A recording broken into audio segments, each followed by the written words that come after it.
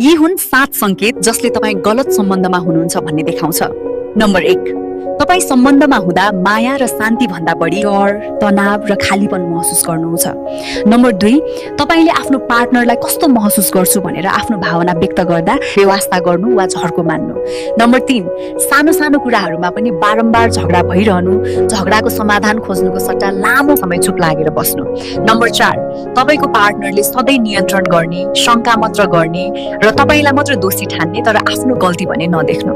Number 5, तपाईको पार्टनरले अगाडि नै सबै कुराको आफै निर्णय गर्नु र तपाईलाई केही कुरा पनि नसोध्नु। नम्बर 6, तपाईको पार्टनर तपाईसँग बोल्दा सधैँ नराम्रो शब्दहरूको प्रयोग गर्नु वा तपाईलाई सधैँ गिराएर मात्र कुरा गर्नु।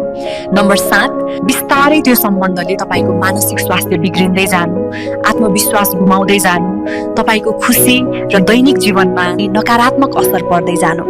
यदि तपाई यी संकेतहरू अनुभव गर्दै हुनुहुन्छ भने एकपटक अवश्य सोच्नुहोस् त्यस्तो सम्बन्धमा बस्ने कि नबस्ने, किनकि याद राख्नुहोस् आफ्नो खुशी, आत्मसम्मान र मानसिक स्वास्थ्य भन्दा महत्त्वपूर्ण केही हुँदैन।